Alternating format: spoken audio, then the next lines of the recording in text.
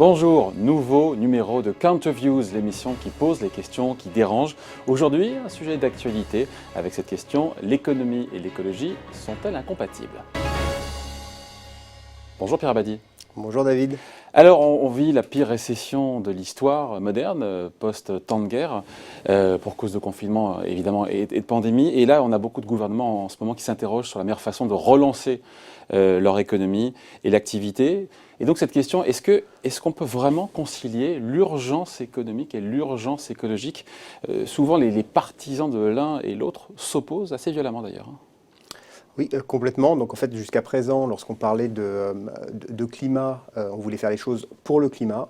Je dirais qu'aujourd'hui, le Covid et la crise qu'on a vécue, la crise sanitaire qui se transforme maintenant en crise économique, c'est certainement ce qui va lancer la vraie transition énergétique. Ouais. Et elle peut accélérer la reprise économique, cette transition énergétique? Oui, en fait, elle va accélérer tout simplement parce que la façon dont on voit le monde change complètement.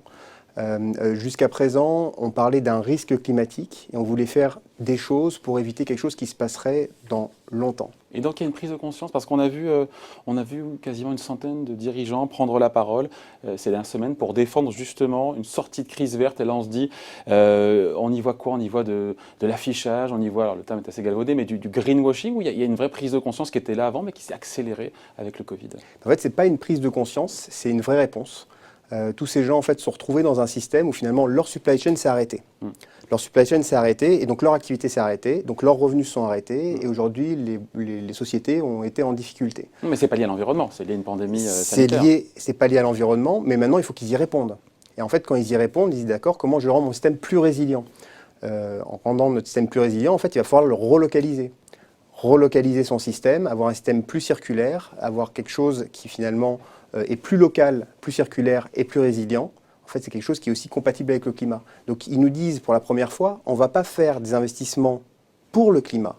On va faire des investissements parce qu'il faut qu'on relocalise, il faut qu'on rende notre système plus résilient. Et en fait, la conséquence de ces investissements, ça va être positif pour le climat aussi. Donc, la transition énergétique va être au cœur de la relance post-Covid, pas pour le climat, mais tout simplement pour répondre à ce besoin en fait, de renforcement de notre système et de relocalisation de nos supply chains. Renforcer le système et en même temps améliorer la rentabilité aussi des entreprises? C'est une des clés ou on la met de côté? Complètement. Jusqu'à présent, en fait, encore une fois, il y a une vision en fait, de la transition énergétique qui est quelque chose qui coûte cher, qui a besoin d'être subventionné. En réalité, la transition énergétique, et ça, le GIEC comme l'Agence internationale de l'énergie nous le disent, c'est avant tout de l'efficacité énergétique. L'efficacité énergétique, qu'est-ce que ça veut dire? Ça veut dire que pour une production constante, on consomme moins d'énergie. Si on consomme moins d'énergie, on dépense moins d'argent. Donc en fait, relocaliser son système, il va falloir compenser finalement des coûts salariaux plus élevés. Comment on les compense? On le sait, réindustrialiser, il y a peut-être 30% de sa structure de coûts qui est des coûts d'énergie. Quand on fait de l'efficacité énergétique et qu'on réduit sa facture énergétique de 50%, on a réduit ses coûts de 15%. Donc encore une fois, on a un alignement des planètes parfait. Covid rend nécessaire pour des besoins de résilience la relocalisation et réindustrialisation. Pour être compétitif, il va falloir utiliser la transition énergétique et notamment l'efficacité énergétique pour réduire ses coûts. Et donc paradoxalement, je ne sais pas si on va le dire comme ça, mais le Covid plaide pour la cause et justement va accélérer la transition énergétique des entreprises. Il va complètement accélérer la transition énergétique des entreprises parce que les entreprises doivent réagir.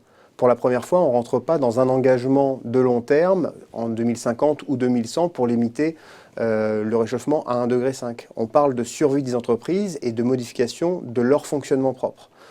Tous les actionnaires le demandent et c'est pour ça que finalement, et ça c'est assez fondateur, tous ces PDG qui ont signé cette tribune, pour la première fois, ce n'est pas un groupe d'acteurs, un groupe d'activistes ou des politiciens qui le disent. Ce sont des PDG. Et donc en fait, le système économique se met vraiment en branle tout simplement parce qu'ils ont modifié leur analyse de risque. Le Covid était quelque chose qui était de la science-fiction il y a 6 mois. Aujourd'hui, c'est une réalité. Ça veut dire concrètement inventer l'énergie de demain ou déjà s'occuper d'aujourd'hui et d'améliorer notre efficacité énergétique au quotidien? Alors, ou les deux en général? Oui. Alors, je dirais les deux, mais finalement, on a un biais cérébral qui nous mène toujours à penser que demain, ça ira bien parce qu'on va trouver une technologie qui nous sauve. Ouais. En réalité, on ne passe pas assez de temps à regarder ce qui se passe aujourd'hui. Effectivement, le levier principal de gain de compétitivité aujourd'hui, c'est l'efficacité énergétique. Améliorer l'efficacité énergétique, c'est réduire les coûts. Ça veut dire produire pas autant, mais En consommant moins d'énergie. En consommant c'est moins. basique. Hein. Ouais. Après, derrière, cette transition énergétique, elle va coûter des tombereaux de milliers de milliards d'euros ou de dollars. L'AIE, l'Agence internationale de l'énergie, l'a quantifié à 20 000 milliards par an sur 10 ans pour mener à bien justement cette transformation. Là, on se dit, mais qui va payer la facture? Est-ce que l'épargne mondiale est suffisante justement pour financer tout ça? Alors là, encore une fois, c'est un biais. On ne dit pas qui va payer. En fait, c'est qui va investir. Donc la question, c'est est-ce qu'on arrive à avoir des investissements rentables avec ça? Je viens de vous le dire, quand on fait de l'efficacité énergétique, on fait un gain de compétitivité. Donc naturellement, en fait, il y a un business model sous-jacent en fait, qui est économiquement viable. Quand on revient sur les chiffres, il ne faut pas se tromper non plus. L'EIA dit voilà, il faut 2000 milliards par an pour faire leur cas qu'ils appellent durable. D'accord ? Il ne faut pas oublier qu'il y a un cas qui est le cas de base. En fait, le cas de base, il est aujourd'hui à 1800 milliards par an. Donc ça veut dire que pour répondre à la demande énergétique mondiale et la croissance de la population, etc., il faut déjà investir 1800 milliards. Donc en fait, l'effort marginal à produire pour faire un monde durable, c'est 200 milliards par an. Donc en fait, sur les 10 prochaines années qui sont, on va dire, les années clés pour l'urgence climatique, pourquoi le GIEC nous dit, en fait, il nous reste un crédit carbone, c'est environ 800 gigatonnes de CO2. Au rythme actuel d'émissions de CO2, c'est 10 ans. Donc dans 10 ans, effectivement, on aura le choix cornélien à prendre qui sera est-ce que j'arrête mon système et que je me mets dans un système de confinement comme on l'a vécu ces 3 derniers mois, ou bien est-ce que je continue en prenant le risque de détruire complètement et irrémédiablement l'humanité? Mais ça, c'est un sujet qu'on aura dans 10 ans. Entre-temps, en fait, on a le temps d'agir. Et ce que nous dit l'Agence internationale de l'énergie, c'est que c'est 200 milliards par an pour le faire, donc 2000 milliards. Ouais.